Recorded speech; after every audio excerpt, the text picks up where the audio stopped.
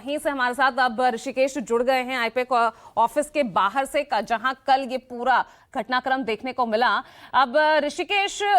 ये जो पूरा मामला हमें दिखा है, अब इसके पीछे की असल कहानी जो है जरा वो भी बता दीजिए और थोड़ा दिखाइए वहां पर इस वक्त क्या स्थिति बनी हुई है। आईपैक ऑफिस से ही आज ये मार्च शुरू होने जा रहा है, तैयारियां कैसी हैं? पूजा, देखिए मैं जहाँ पर मौजूद हूँ, सॉल्ट लेक का जो सेक्टर 5 इलाका है वो यहाँ से महज कुछ मीटर की दूरी पर है और हम लोग थोड़ा सा पहले हैं। सिक्योरिटी रीजन की वजह से वहाँ पे आने जाने की मनाही है। अभी भी आसपास के लोगों पे पुलिस ने बैरिकेडिंग लगा दी है। लेकिन जिस जगह पर मैं मौजूद हूँ वहाँ पर तकरीबन 11:45 बजे, पौने 12 बजे के आसपास अब जो टीम थी, ईडी की टीम, वो उसमें जाने के कई रास्ते हैं पूजा, और उसमें से बेसमेंट में दूसरा रास्ता चुना गया और फिर वो सीधे ही 11वीं मंजिल पर पहुंचा। दरअसल जो मामला, जो सहयोगी राजीव जी बता रहे थे, ये मामला ईडी का जो रिलीज आया है, जो ऑफिशियल जानकारी है, उसके मुताबिक 2020 में नवंबर में एक माइनिंग को लेकर एक मुकदमा दर्ज किया था सीबीआई ने, और फिर इसकी जांच ईडी कर रही है। और अनूप मांझी जो यहाँ के सिंडिकेट के सबसे महत्वपूर्ण सदस्य रहे हैं या फिर उसके मुखिया रहे हैं, जो इलीगल माइनिंग होता है, और जो ईसीएल जिसने वो पूरे इलाके में खनन की अनुमति दी है, वहाँ से अवैध कोयला की तस्करी या फिर खनन के मामले में इसको दर्ज किया गया था। और प्रतीक जैन जो आईपैक के डायरेक्टर हैं, आईपैक में दरअसल पूजा 3 डायरेक्टर है, जिसमें से एक डायरेक्टर प्रतीक जैन है, बाकी जो 2 डायरेक्टर है वो एक तमिलनाडु के लिए काम करते हैं और एक और पॉलिटिकल कंसल्टेंसी देते हैं दूसरी राजनीतिक पार्टियों को। और ईडी के मुताबिक कहा जा रहा है कि 10 करोड़ रुपया का हवाला के जरिए ट्रांजैक्शन हुआ और उसमें सीधा इन्वॉल्वमेंट प्रतीक जैन का है, और इसीलिए इसी मामले को लेकर वो इसकी जांच कर रही थी और उनके आवास पर छापा मारा गया था। जब ये छापा मारा गया, वो सॉल्ट लेक में जहाँ पर मैं मौजूद हूँ वहाँ से कुछ ही किलोमीटर की दूरी पर लॉन्डन स्ट्रीट है,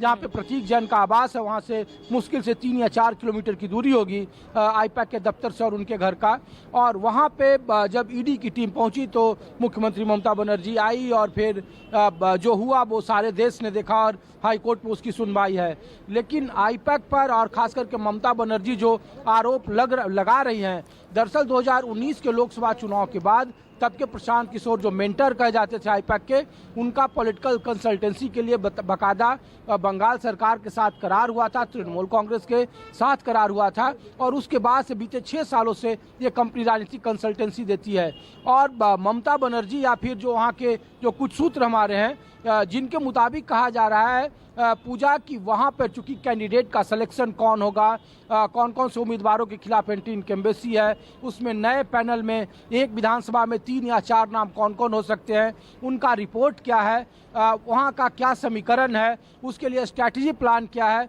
उनका चुनावी प्रबंधन, वहाँ पे कैंपेन को लेकर के क्या क्या स्ट्रैटेजी अपनाई जानी है, क्राउड मोबिलाइजेशन में उनके वहाँ के लोकल नेटवर्क कैसे काम करते हैं, उसकी सारी डिटेल आईपैक के उस दफ्तर में मौजूद होता है और उसके लिए बाकायदा अलग अलग टीम काम करते हैं। 1500 लोगों की टीम है पूजा आईपैक की, जो बंगाल में ममता बनर्जी के लिए काम कर रही है। और जिस जगह पर ये छापा पड़ा था वहाँ पे तकरीबन 200 से 250 लोग काम करते हैं। बाकी सभी लोग 294 विधानसभा सीट है और उसके एक विधानसभा सीट में आईपैक के 10 लोगों की टीम बाकायदा बीते कई सालों से काम कर रही है। तो 1500 का कुल कैपेसिटी है। लेकिन वहाँ पे जो बार बार ममता बनर्जी कह रही हैं कि उनके जो पॉलिटिकल स्ट्रैटेजी का किडनैप किया गया, उनके जो पार्टी के निजी डॉक्यूमेंट थे उसको चुराने की कोशिश की गई और इसीलिए वो फाइल लेकर आए और कुछ हार्ड डिस्क जो ईडी ले जाना चाहती थी उनको नहीं ले जाने दिया गया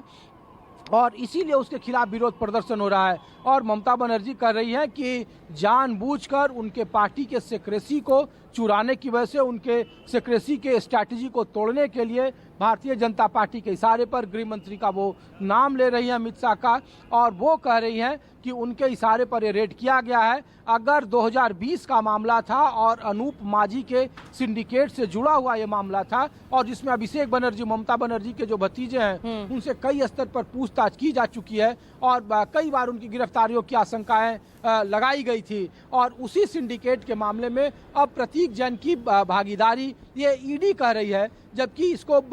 ममता बनर्जी या फिर तृणमूल कांग्रेस कह रही है कि जानबूझकर आप चुनाव से महज 1 महीने पहले या 1.5 महीने पहले आप हमारे स्ट्रैटेजी को चुराना चाहते हैं। और जो फाइल और एसआईआर में भी पूजा, जब आप यहाँ पे 294 विधानसभा की सीटें हैं और जब हेल्प कैंप लगाया गया था तो उसमें ये आरोप चस्पा थे आईपैक के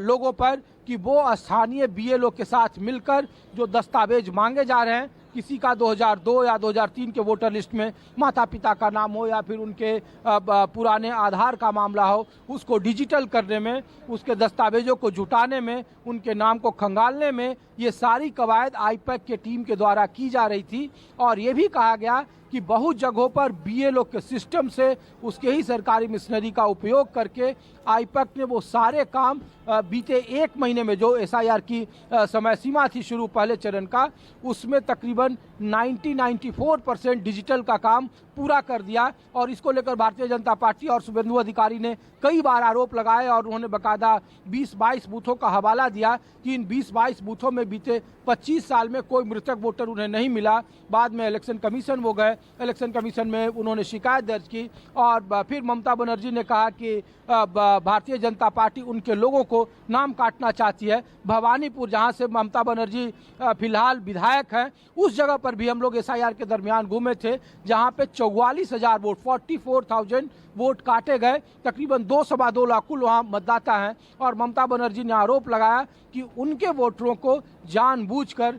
निशाना बनाया गया, काटा गया। खास करके जो अकलियत के लोग या फिर जो मुस्लिम बहुल इलाके हैं, उसमें तकरीबन 20 या 22% मुस्लिम वोटर हैं। पूजा भवानीपुर जो विधानसभा की सीट है, तो आईपैक पर जो ईडी की छापेमारी थी वो हवाला के जरिए 10 करोड़ रुपया लेने का जो अवैध ट्रांजैक्शन या फिर मनी लॉन्ड्रिंग की जो बात ईडी कह रही है, वो ये कह रही है। और वो जो उनके पास आधार है, वो अनूप मांझी जिनके खिलाफ मुकदमा था और वो सिंडिकेट का पूरा उसमें कई सारी गिरफ्तारियां हुई, इसमें कई सारे ईडी के पास ये दावा किया गया कि उनके पास प्रूफ है। लेकिन ममता बनर्जी उसी आईपैक को लेकर कह रही है कि अगर इतने दिनों से उनका इन्वॉल्वमेंट था, 2020 के बाद से ये मामला चल रहा था, तो फिर आखिर जनवरी के महीने में 2026 ही क्यों चुना गया, जब 1 महीने के बाद चुनाव हो। और एसआईआर को लेकर उनकी पार्टी सुप्रीम कोर्ट में भी याचिका डाली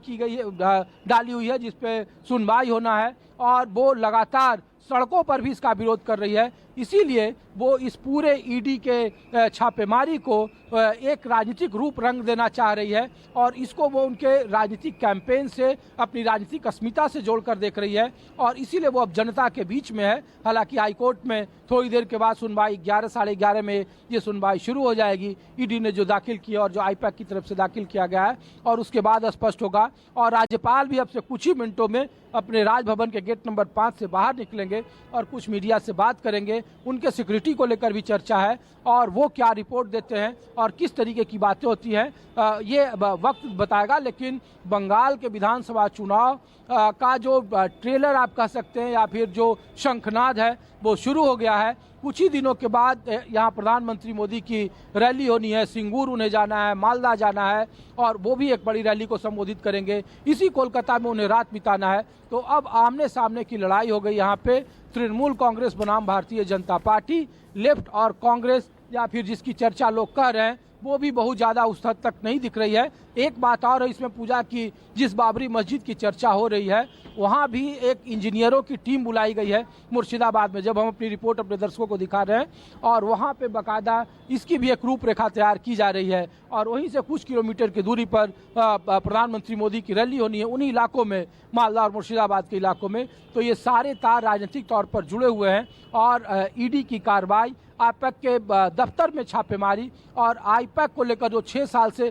पॉलिटिकल कंसल्टेंसी देती है, इसमें और एक है पूजा की CAPL, एक दूसरी कंपनी है जो आईपैक से ही जुड़ी हुई है। आईपैक ही उसका करता धरता है। वो पश्चिम बंगाल के सरकार या मंत्रालयों को, उनके मंत्रियों को, उनके विधायकों को वो राजनीतिक सलाह देती है, विभागीय सलाह देती है और उसका भी बाकायदा वो पैसा लेती है, उसकी भी एक फी है। तो हवाला के जरिए अवैध लेन देन का अभिषेक बनर्जी जो ममता बनर्जी के भतीजे हैं, उनके साथ प्रतीक जैन की साझेदारी का हवाला में 10 करोड़ रुपए लेने का जो ईडी का जो ऑफिशियल जो जानकारी दी गई है, उस पर ये छापेमारी की गई, जिसका अब राजनीतिक रंग पश्चिम बंगाल के अलग अलग जगहों पर चलिए ठीक है।